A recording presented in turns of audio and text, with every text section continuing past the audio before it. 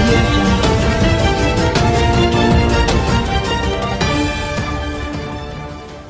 అర్థమైపోతుంది. రాజశేఖర్ రెడ్డి గారు చనిపోయిన తర్వాత జరిగిన ప్రతి ఎన్నికలో కూడా ఆల్మోస్ట్ 46 ఎన్నికల్లో నువ్వు దేంట్లో కూడా గెలవలేదు. ఆఖరికి కొత్తగా పార్టీ పెట్టిన జగన్మోహన్ రెడ్డి గారు కూడా తాను ఎంపీగా రికార్డ్ స్థాయిలో గెలిచాడు.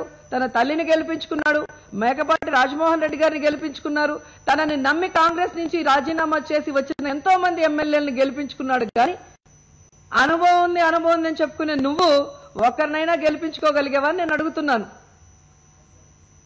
ఈరోజు 1500 రోజులు నేనేదో గొప్పగా పరిపాలించేసానని చెప్పుకుంటున్నా నువ్వు గతంలో కూడా 3178 రోజులు పరిపాలించావు. ఆ 3178 రోజుల్లో నీ పరిపాలన ఎంత దరిద్రంగా ఉంది అనటానికి నిదర్శనం ఆ ప్రజలు నిన్ను 10 ఏళ్లు అపోజిషన్ లో కూర్చోబెట్టడం అనేది నువ్వు తెలుసుకోవాలి. అంటే దాదాపుగా 3600 రోజులు నిన్ను ప్రతిపక్షంలో కూర్చోబెట్టారు అనేది నీకు అర్థమవ్వాల్సిన విషయం. ఈ రోజు ఏదో నేను ప్రజలకు చేసేసానని గొప్పగా చెప్పుకుంటున్నావు. నువ్వేం చేసావు? ఈ రోజు గ్రామాల్లోకి వెళ్ళి మీకు అందుతున్న వెల్ఫేర్ స్కీమ్స్ ఏంటి అని అడిగితే ఎవరైనా టక్కున చెప్పేది ఫీజు రియంబర్స్మెంట్, ఆరోగ్యశ్రీ, 108, రైతులకి ఉచిత కరెంట్ అని. ఇవన్నీ నువ్వు పెట్టావా?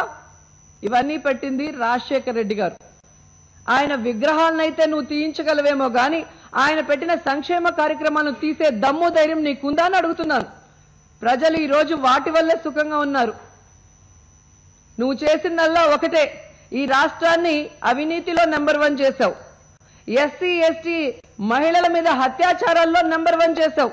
రాజ్యాంగాన్ని తుంగలో తొక్కడంలో నెంబర్ 1 చేశావు.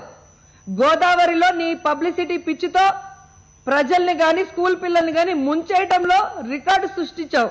అలాగే పార్టీ ఫిరాయింపుల్లో నెంబర్ 1 గా నిలబెట్టావు. అసెంబ్లీలో రూల్స్ కి విరుద్ధంగా దుశ్శాసన పరిపాలన సాగించి నువ్వు నెంబర్ 1 లో పెట్టావు. కానీ ప్రజలకి మంచి చేయటంలో గాని లేదా రాష్ట్రాన్ని అభివృద్ధి వైపుకు నడిపించడంలో గాని ఏ రోజు కూడా నువ్వు నెంబర్ 1 లో పెట్టలేదనేది మీరు అర్థం చేసుకోవాల్సిన విషయం.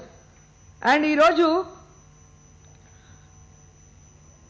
ఇక ఏ విధంగానైనా ఈ 1500 రోజుల చంద్రబాబు నాయుడు గారి చెత్త పరిపాలన గురించి ప్రజలు డిస్కషన్ చేసుకోకుండా ఉండాలి అన్న దాంతో కొత్త తెరలేపారు. రామ్దాస్ అథవాలే ఆయన ఒక ప్రెస్ మీట్ పెట్టి ఆయన ఏదో ఒక ప్రకటన జగన్ గారు బీజేపీకి వస్తే బాగుంటుంది అన్నారని వెంటనే నిప్పు గబగబా ప్రెస్ మీట్ పెడతాడు. నిమిషాల్లో పప్పు ట్వీట్లు చేస్తాడు కుట్ర అని. లోకేష్ ని కెమెరా ముందుకొచ్చి మాట్లాడమనండి ఏం కుట్రో అని. ఆయన తండ్రి చేసిన కుట్ర బయటికి ఖచ్చితంగా వస్తుంది కాబట్టి భయపడి ట్విట్టర్లో కూర్చోబెట్టాడు. నేను ఒకటే అడుగుతున్నాను, ఈరోజు నీ పార్టీ ఈగలు తోలుకుంటున్న పార్టీ జగన్మోహన్ రెడ్డి గారి పార్టీ కాయలు పళ్ళు ఉన్న చెట్టున్న పార్టీ కాబట్టి ఎవరైనా కావాలనుకోవచ్చు. అది మా తప్పు కాదు కదా. ఇంతవరకు ఏదో ఒక పార్టీతో అంట కాగాలని వెళ్తుంది నువ్వు.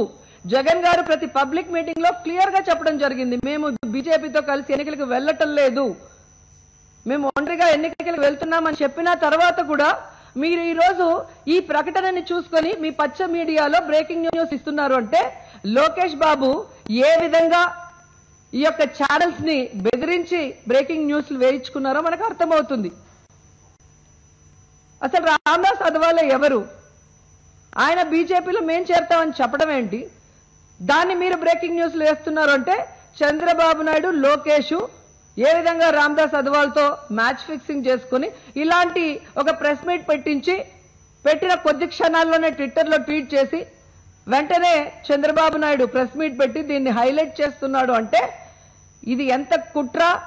జగన్మోహన్ రెడ్డి మీద బురద చల్లటానికి చంద్రబాబు నాయుడు చేస్తున్న మరో ప్రయత్నం అనేది స్పష్టంగా అర్థమవుతుంది. ఏంటండి, వీడియో నచ్చిందా? అయితే ఓ లైక్ వేసుకోండి, లేదంటే ఓ కామెంట్ చేయండి. ఎప్పటికప్పుడు మా వీడియోస్ చూడాలంటే సబ్స్క్రైబ్ చేసుకోండి.